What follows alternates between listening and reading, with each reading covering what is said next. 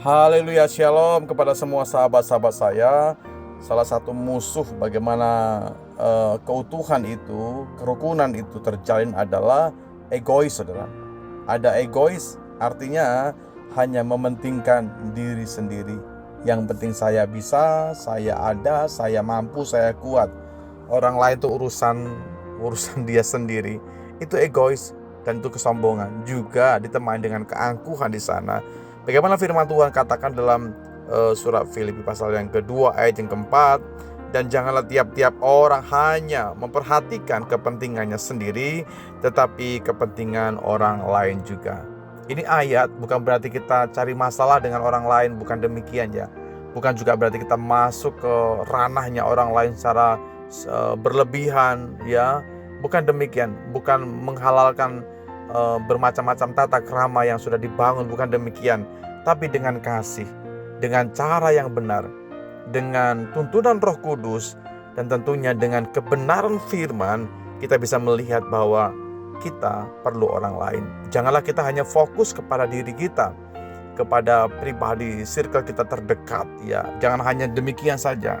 Bukan berarti Anda gak boleh memperhatikan keluarga, bukan demikian maksud saya. Tapi kalau kembali ke firman Allah, musuh dari keutuhan adalah egois ya. Keegoisan, hanya fokus kepada diri kita masing-masing. Alkitab berkata, janganlah, ini larangan pastinya. Sebuah larangan yang tidak perlu kita perbuat, tidak perlu kita kembangkan. Janganlah masing-masing orang hanya memperhatikan, hanya fokus, hanya melihat, hanya peduli dengan kepentingannya sendiri. Tetapi ini sebaliknya. Ini firman buat kita di akhir zaman. Di hari-hari terakhir ini, masing-masing kita biarlah melihat kepentingan orang lain di sekitar kita. Ketika Anda melihat orang lapar, apa yang perlu kita lakukan? Memberi dia makan, saudara. Sedapat mungkin Anda bisa memberkati mereka. Bukan masalah jumlah banyak atau sedikit, enak atau tidak, ya, tapi hatimu tersentuh karena engkau merasa bahwa dalam dirimu ada kasih yang bergulung-gulung. Dalam diri kita ada Yesus yang mengasihi tanpa pernah ada batasan. Yesus mengasihi semua umat manusia.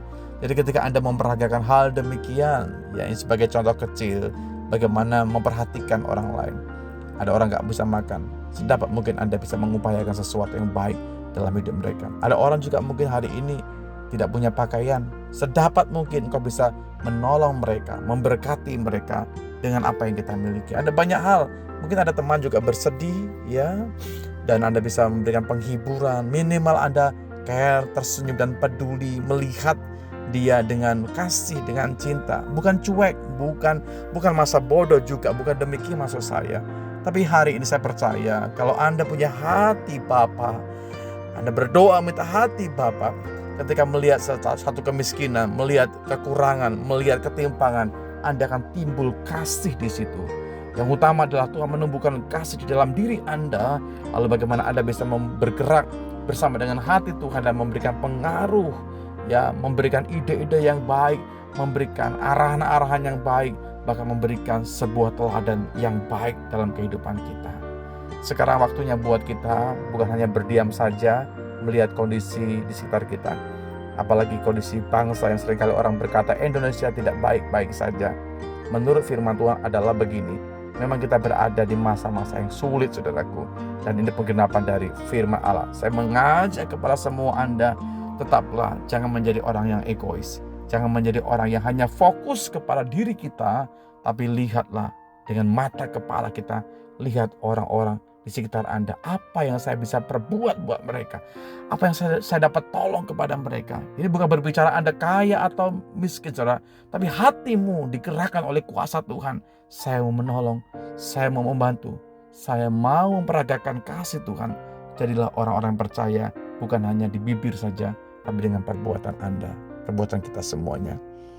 Bapakku dalam surga, terima kasih buat hari ini kami dengar firman-Mu. Kami tahu firman Allah kekuatan buat kami Tuhan. Firman-Mu hidup dan firman akan menolong kami setiap waktu. Setiap kali kami bisa mendengarkan firman-Mu, kami percaya Roh Kudus akan bekerja dalam hidup kami.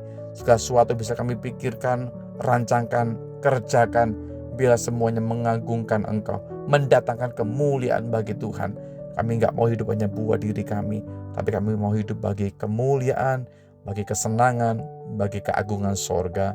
Segala puji bagi Engkau di dalam berkat nama Yesus Tuhan. Kami berdoa dan bersyukur. Haleluya. Amin.